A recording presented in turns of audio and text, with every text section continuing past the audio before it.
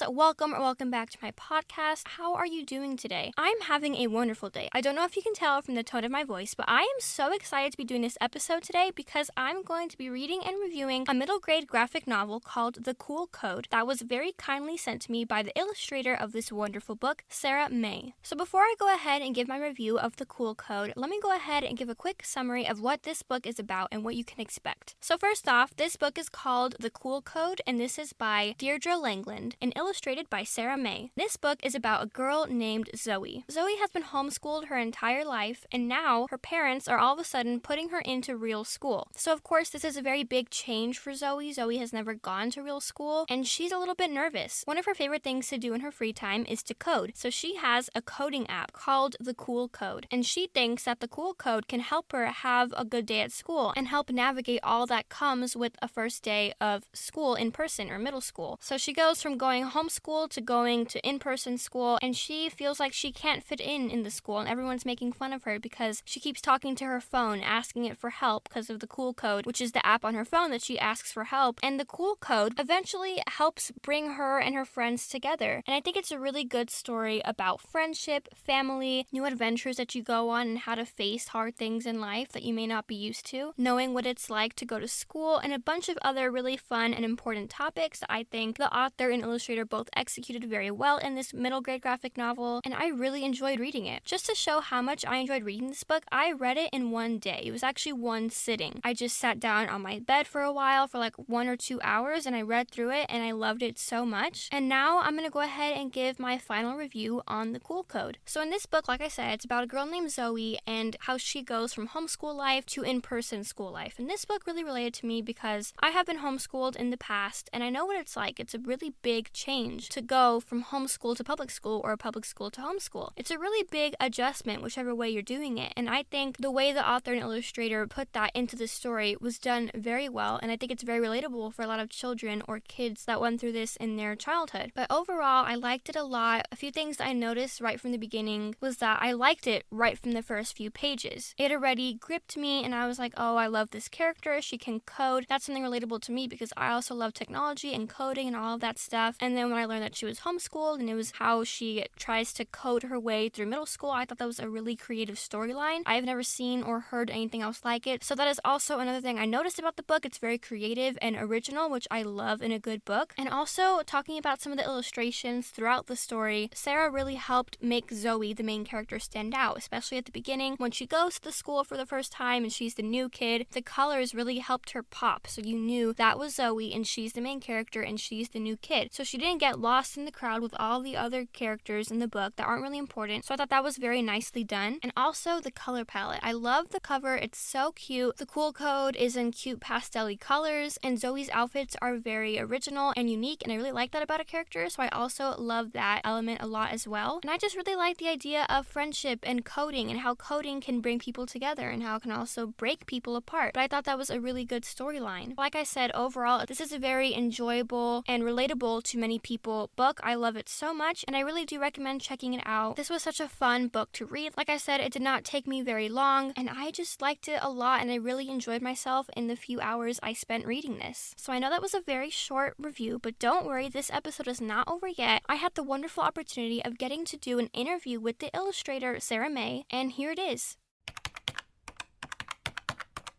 Hello, Sarah. Thank you so much for doing this interview here with me today. And before we begin, I just want to say thank you so much. First off, thank you for sending me your book and allowing me to read and review it here on my podcast. I really appreciate it. But without further ado, let's go ahead and begin. So the first question I have here is, what inspired you to become an illustrator? And is there anyone you looked up to or wanted to be like?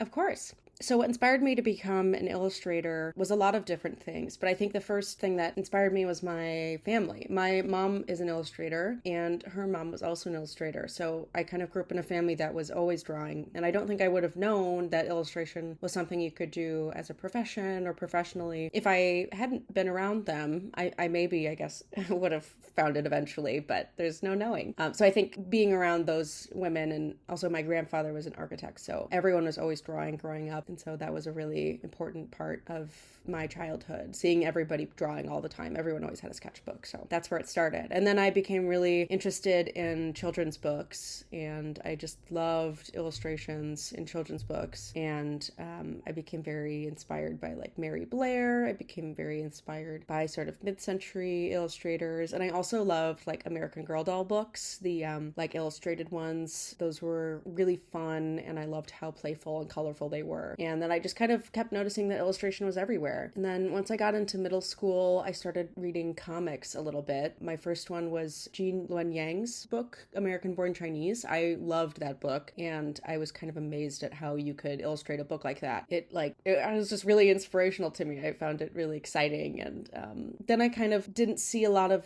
I guess I didn't seek them out for a couple years. And then once I got into high school again, I started noticing graphic novels again, and comics were like all over the internet. And so I kind of started doing my own comics and in private in my sketchbooks. And then in college, I took a graphic novel class and became just really in love with them again. And I kept working on a portfolio for that. And then I got to do Cool Code by the end of college. So that's kind of the path I took with my inspiration. But I have a lot of sources of inspiration for my visual art. And yeah, it's just a really exciting thing I'm very passionate about. That is so interesting. I mean, I'm sure that if my family, like my entire family, were illustrators and always had a sketchbook or sketch pad and color pencils, I'm sure I would probably also be an illustrator. So I can imagine the impacts that had on you, which is wonderful and incredible. I am so glad that you are an illustrator because I loved the Cool Code so much. But now moving on to the second question I have for you. How long have you been an illustrator? Let's think about that. So I started getting paid for projects early on in college. So I started in 2016, but my like official illustration career, I think, started in 2019. But I would say, I'll just say about 6 years. I worked as a illustrator for my college's newspaper at the end of college, and I would kind of consider that my first real illustration gig. But I've been doing smaller commission type artworks kind of since I graduated high school. So I guess I did a few paid projects in high school as well, but we'll just keep it. I started in 2016. That's maybe the easiest answer. Wow, that is so cool that you started. I mean, I guess that's not that long ago, but that's kind of a big deal. I mean, you started in 2016 and we're now in 2023. So I think it's so cool that you have been on this artistic illustrator journey for so many years that has finally led up to this amazing book that you have helped bring to life. So I just find that so incredible and fascinating. And now the next question I have for you is, how did the author of the Cool Code reach out to you? And how did that whole project come about?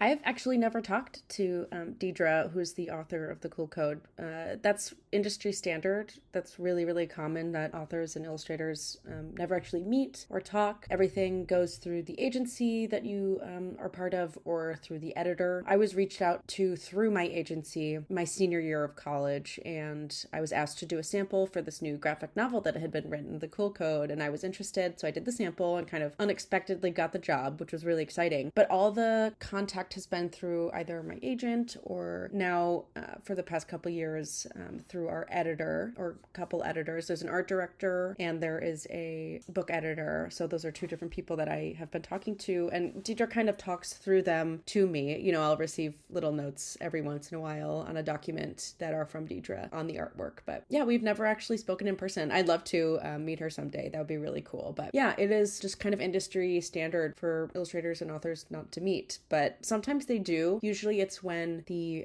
author and the illustrator already know each other and they want to work on a project together. Like the author will reach out to the illustrator, or maybe an illustrator has an idea and they reach out to the author. But yeah, that's usually a kind of already established relationship. But Deidre and I did not know each other before this project. So we've been kind of chatting through the editors. But someday I'd like to meet her. Wait a second, so you're telling me that like authors and illustrators rarely meet? That's so crazy. I guess that shows like how innocent and how little I know about that whole world. But that is just so cool and like also interesting at the same time. I never knew that, so thank you for telling me about that. I honestly did not know that, but I think yeah, it'll be really fun for you to meet up one day. But now moving on to the next question I have for you. What was the whole process of bringing the Cool Code to life? I mean, like, how long did it take you to create this? And did you run into any problems when creating the Cool Code? The whole process of bringing the cool code to life is pretty long. When you're working on a graphic novel, there's some distinct steps when you're illustrating it. The first stage is that you receive that play, the manuscript in my email. I take that, I read it, I kind of circle a bunch of important details, character descriptions of the environment. I take notes of all of those, and then I do the character design. So the character design is the first step. I send those to my editor. They approve them, or maybe do some fine tuning. Zoe, the main character, went through a couple stages of redesign because she was really important to this book. So she was like blonde at one point, and then we decided she looks better with this hair, maybe this outfit. So she went through a couple rounds. And then next, I take those character designs and I do thumbnails, which are like really little sketches of every single page. And they just kind of get a really basic idea of what the page is going to look like. And then those get approved, and maybe certain things get changed around in the script. So I have to edit some of those pages, but usually it's pretty smooth. And then next we do sketches, which are more detailed drawings of each page. And then we kind of fit the text in on that page and make sure everything's sized right, or things are looking correct, or that they're looking, there's no like problems with the continuity. Those get sent back to the editor. They send those changes back to me. And then next we do the inks, which is the like black line, which you see in the book. That's kind of the final artwork. That takes kind of a long time. I think that maybe took me 6 months for this book and working pretty long days. And then those get sent back. Any changes come back to me. Then next we move on to the color stage, which is my favorite, and all the color is added in. And that takes also a pretty long time. I think that may have taken me like 4 to 5 months of pretty hard work. And then finally we do the cover, we do the book jacket, we do the flaps, we do the author bio, headshot, pictures, all that final stuff all gets kind of lumped in at the end with the color, and then the book is done. And then there's some like promotion stuff you do when the book actually comes out. So usually that's like 6 months of promotion, and that's a really fun part as well because you finally get to share the hard work. So it's a pretty long process, and people do it differently. Some people kind of work on chunks in different ways, and some things take longer for some people, but that's how it worked for me, and so that's how I know to do it. As for problems along the way, this was my first full-length book that I've done, so I learned a lot of different things. A lot of them had to do with like technical stuff, like computer skills. I'm not the most like technologically talented person, and so that was kind of a hurdle for me, but otherwise it was fairly smooth. I learned a lot about project management, how to handle projects over a long period of time. That was the main learning curve for me, but it was fairly problem-free, which is great. I know I must sound like a broken record, but oh my gosh, all of this information you are saying is so interesting and fascinating to not only me, but I'm sure everyone else who is listening to this right now. That is so cool. I mean, I know that things, especially projects when you're working with other people, it takes a lot of time. And just based on what you said, I can just imagine how long it took and the excitement of when you get closer and closer to the end to finally the day where it's published. That must be such an amazing feeling. So you guys, if any of y'all are wanting to be an illustrator, that is the whole process that you might have to go through, something similar to that. I know everyone has their own process and their own way that they do their things, but that's something you can kind of look at to see if you want to be an illustrator. And I definitely agree with you, Sarah. I think that Zoe looks so much better with brown hair. I honestly cannot even imagine her with blonde hair. That would be so funny. I'm sure like it was probably good in a moment, but now just seeing her with her brown hair as her character, I think it really fits her character. And also the whole time when you were talking about character development and all the different stages you go through just with the main character was also so cool and so interesting to me. So thank you so much for shedding some light on that topic. That's so interesting and cool, as I've been saying the whole time. And now, sadly, the last question I have for you today: is there anything your readers can look forward to? Any projects you're working on? And lastly, what is something inspirational that you would tell someone if their dream was to become an illustrator? Yeah, there are a lot of things readers can look forward to. First and foremost, there's a second Cool Code book coming out next fall, I believe it's November 8th. I think it's the same day as the first one. We're just finishing up the kind of last final steps of that. The cover, the back matter, and that kind of stuff is finally getting wrapped up. So that is something to look forward to. I'm also working on my own book called Freshman Year, and that comes out in 2024. That's for like a young adult audience, so not quite fitting in that like middle grade range as much, but really excited about that project. I've been working on that one for a very, very long time. So yeah, lots to look forward to as far as coming from me. And let's see, something inspirational I'd tell somebody if their dream is to become an illustrator. I would say the best thing you can do is to surround yourself with inspiration, go to the library, check out a lot of books, figure out what you like and what inspires you, and then just sketch and draw as much as you can. If you can have a little notebook or a sketchbook or even just printer paper and a pencil. That's kind of how I got started. It's just like printer paper and a simple like number 2 pencil got me pretty far as developing my style and developing my drawing skills. Then after that, I would just say, if you are in art classes in school, just experiment. If you're doing a lot of drawing, you could try sculpting. If you're doing a lot of painting, maybe try sketching more. When you're young, it really should be a time that you're experimenting and sort of playing around. And so, yeah, don't be afraid and just do it as much as you can. I always had a sketchbook with me and always had a pencil and was always drawing, and maybe like pay attention in class. Maybe that's somewhere I could have not drawn, but at lunch, at recess, on the weekends, in the middle of, breaks during tournaments or whatever, that's all great time to sketch and be looking at people and sketching them or sketching the world around you. So just keep an open mind and don't doubt yourself before you've had any time to show yourself what you're capable of.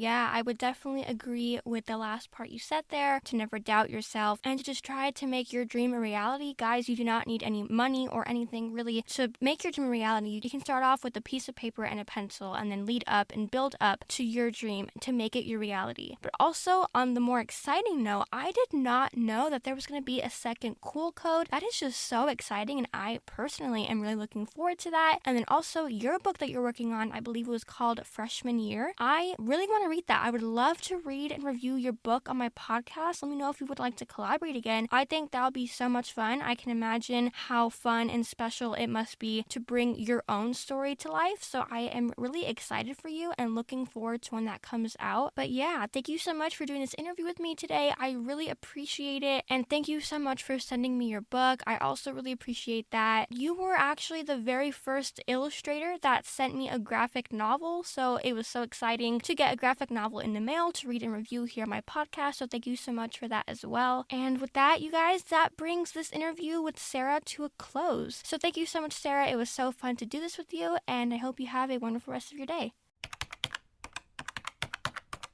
So that was the interview I had with the illustrator of this book, The Cool Code. Thank you so much, Sarah, for doing that interview with me. It was so fun to hear from you, and I just really loved your book, so thank you so much for sending it to me. I really, really appreciate it. And with that, this week's episode is coming to a close. Thank you so much for tuning into this week's podcast episode. I really hope you enjoyed it. If you would like to donate to my podcast, follow me over on Instagram or listen to any more of my episodes. Be sure to click the link in my episode description, and it will take you directly to my podcast homepage where you can access all of those things I just listed. And if you would like to purchase the Cool Code, I will have a link in this episode description as well, where you can go and purchase and help out the author and illustrator of the Cool Code. And I really do recommend it, guys. This book is really good and really cute. The illustrations are so good. But yeah, I hope you enjoyed this week's podcast episode, and I hope to see you next Friday for a fun episode of Pick Your Brain. Bye, friends!